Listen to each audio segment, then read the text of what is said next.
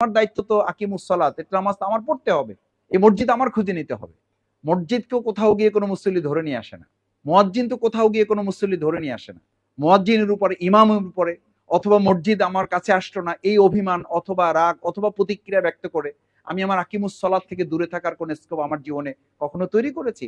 এই বিশ্লেষণী অ্যানালাইসিস কি আমার কাছে অ্যাকসেপ্টেবল? নিশ্চয়ই নয়। তাহলে আন্দোলনের কাজে আমার দায়িত্বের জায়গাটা আমি আমার ব্যক্তির জায়গা থেকে এভাবে বোঝার চেষ্টা করেছি। আমি আপনাদেরকে প্রথমে অনুরোধটি করব। দ্বিতীয় হচ্ছে, আজকে আমাদের যেমন কোনো বক্তব্য, কোনো ফেসবুক স্ট্যাটাস হলে আমিরে জামাত বা আমার শ্রদ্ধেয় তাহের ভাই কখনো কখনো কোনো বিষয় আমাদেরকে বলেন, এবং আমি খুবই কৃতজ্ঞ যে এমনও হয়েছে যে নিজামী ভাই আমি যখন ইউনিভার্সিটি থেকে পিএইচডি করে এসেছি, ওনার কাছে নিয়েছি, উনি চোখের পানি ফেলেছেন যে রাজশাহী ইউনিভার্সিটিতে আমরা শুধু একসময় মনে করতাম এটা একটা মারামারির জায়গা, এখানে যে আমাদের ছেলেরা, আমাদের ছাত্ররা, আমাদের শিবিরের ছেলেরা এই পর্যন্ত পৌঁছবে, কাজ করবে, এটা আমরা মনে করি নাই। আমি জানতামও না যে তোমরা শিবিরে থাকতে থাকে কাজটা করবে। আমি